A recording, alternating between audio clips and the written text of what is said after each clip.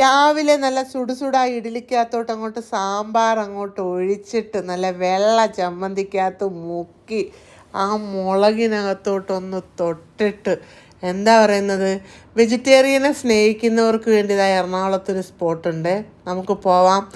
നല്ല ചൂട് സാമ്പാർ അങ്ങോട്ട് ഇഡ്ഡലിക്കകത്തോട്ട് ഒഴിക്കുക, അടിപൊളി ടേസ്റ്റായിരുന്നു. ഒരുപാട് വെറൈറ്റി ഫുഡുകളുണ്ട്, എല്ലാം വെജിറ്റേറിയൻ ഫുഡുകളാണ്.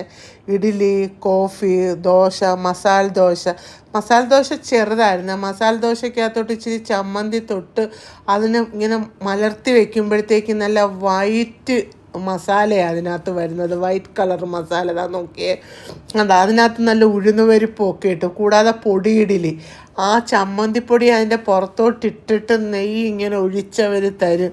പിന്നെ ഫിൽറ്ററിൻ്റെ കോഫിയുണ്ട്, ജ്യൂസുണ്ട്, മുരിഞ്ഞ വട, അതും ചമ്മന്തിക്കകത്താണ്. പിന്നെ ചോറുണ്ട്, പിന്നെ ഒരുപാട് ഡെസർട്ടുണ്ട്, ജ്യൂസുണ്ട്. ഭയങ്കര തിരക്കായിരുന്നു അവിടെ കേട്ടോ.